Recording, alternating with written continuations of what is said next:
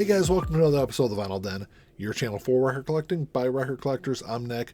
It's Tuesday, time to talk about some new releases coming out this Friday, November 24th. I know it's Record Store Day, Black Friday, but there's a bunch of stuff that's coming out this week outside of the RSD titles. There's about around 400 albums coming out this week. I got 8 on my list for today. There's a bunch of links down below. Make sure you check them out. There's links for the Vinyl Den Facebook group, for the merch page, for the Spotify and Apple Music playlist we put together every week, and the Patreon page. Make sure you go check all that out. Of course, if you enjoyed the episode, make sure you give me the old thumbs up. Hit the subscribe button down below. Make sure you hit that notification bell so you're notified every time I release new episodes. Like I said in the intro, I know it's Record Store Day, Black Friday, and there's a bunch of RSD titles coming out this week, but there are a bunch of stuff outside of RSD titles that are getting released also. It is a typical Friday. There's going to be normal releases.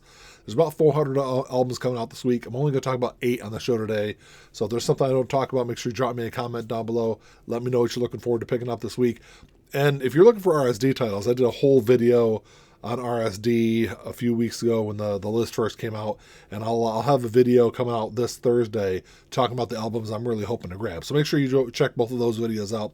Today, just about the standard releases, though.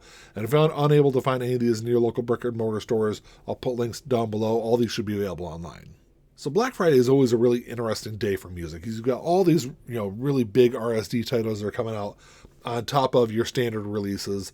And the standard release is always a pretty small list. I think there's about 400 coming out this Friday, which I think is actually a little bit more than the last couple of Black Fridays. But out of the 400, there's really only 2 that I know for sure I'm going to grab, and there's a couple of other ones I'm on the fence about. But the first one, this is Snoop Doggy Dogg, Doggystyle, first released back in 1993. It was his debut album, celebrating his 30th anniversary. There's multiple variants of this album, and they all slightly vary in price. The standard black version is going to run you around $32 online. There's a clear and black smoke version that's going to run you about $35.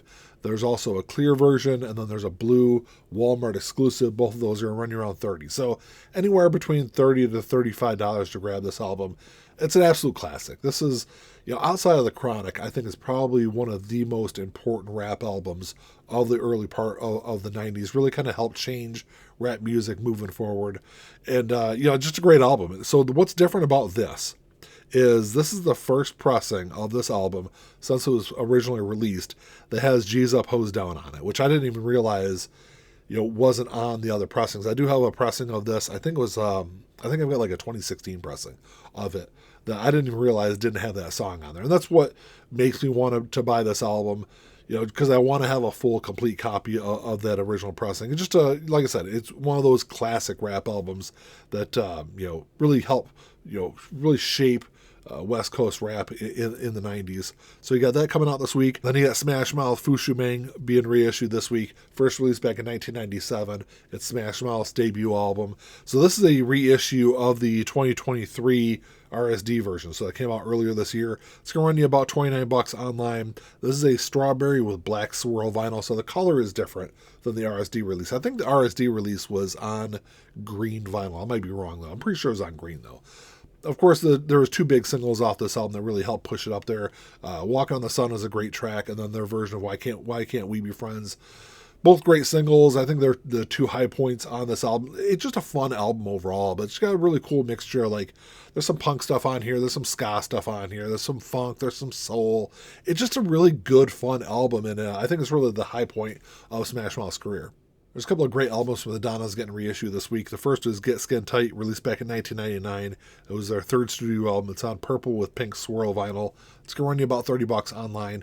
The Donnas are a great band. They're really heavily influenced by the Ramones and the Runaways. Have that really strong 70s vibe to some of their music, while still being like firmly part of that 90s punk scene, like the late 90s punk scene.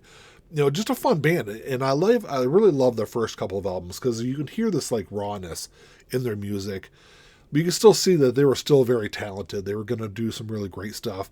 Get Skin Tight's probably not one of my favorite albums from the Donnas, but I still think it's a really good album. So you got that one, and then you got Turn 21, which was released in 2001. This is their 4th studio album. It's on Blue Ice Queen vinyl. It's also going to run you about $30 online. I think this is probably their second best album behind Spend the Night. Spend the Night came out, I think Spend the Night was their next album. This was their last independent album. With their next album, they signed to Atlantic, and I think their next album was Spend the Night. And that was like the big album in their career. that's probably their best album. And I think Turn 21 is probably right behind it. Still has kind of that raw vibe that their earlier albums did, but you know, a little bit more polished, not as polished as they would be with Atlantic, but you know, it's a great album, and it's one that if you're only familiar with Spend the Night, you know, definitely go back and check out Turn 21, because I think it's, you know, almost as great as that album. So the next album is one that I was happy to see get reissued, because it's only available as part of a bigger box set that came out earlier this year. This is Jethro Tull, The Broadsword and the Beast. First released back in 1982, is our 14th studio album. This is the new Steve Wilson remix. So Steve Wilson has gone through, remixed the first 14 Jethro Tull albums. And when they have released them on vinyl, they've only been available as the standard album release. So what they decided to do differently with Broadsword and the Beast is they released it as a box set with all the other recordings also available on vinyl. It's the first time they've done that. But that box set was like $80 or $90 when it was released. So if all you wanted was just the album, you had to buy that box set. So like I said, glad to see this is getting reissued this week. It's only going to run you about $24. I think it's the last really great Jethro Tull album.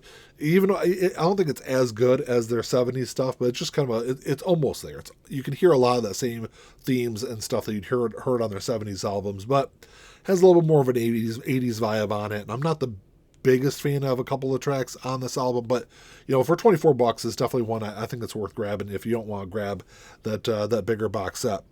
And then you've also got King Diamond, No Presents for Christmas being released. First released back in 1985. This is a 12-inch single. It's on black and white vinyl. It's going to run you about $24 online. So this is a 2-track single. And ever since this was first released back in 1985, it's only been available on picture disc. So, you know, if you want a non-picture disc version of this, you'd have to have original pressings of it. You know, so it's got some new artwork on it. It looks kind of cool. If you're a King Diamond fan, it might be a cool one to grab. I'm not the biggest fan of 12-inch singles. There's only 2 tracks on here.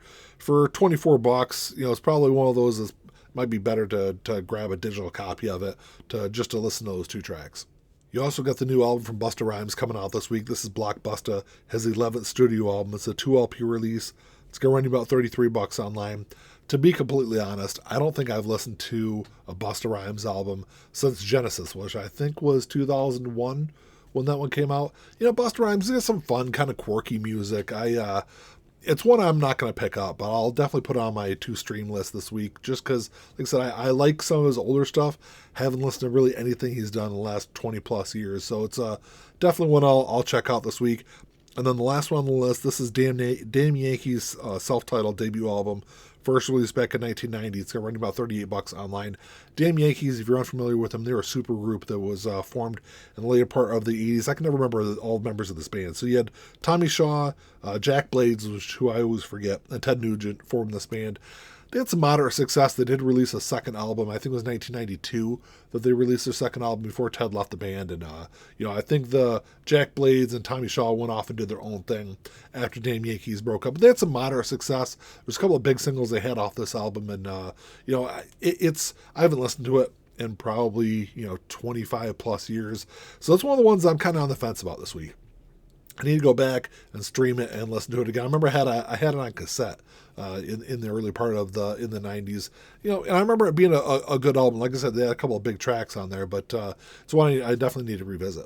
Well, that's all I got for you today, guys. Thanks for checking the show out. Make sure you drop me a comment down below. Let me know what you're looking forward to picking up this week. Like I said, it's a big week. You know, it's Friday. It's going to be Record Store Day, Black Friday. There's going to be a bunch of people out looking for RSD titles. But don't forget, though, there's still some great releases coming out this week also. Some standard stuff outside of RSD. But I don't know. Let me know what you guys are looking forward to grabbing this week. If you enjoyed the episode, make sure you give me a thumbs up. Hit that subscribe button down below. That's all I got. Until next time, keep on spinning. Peace.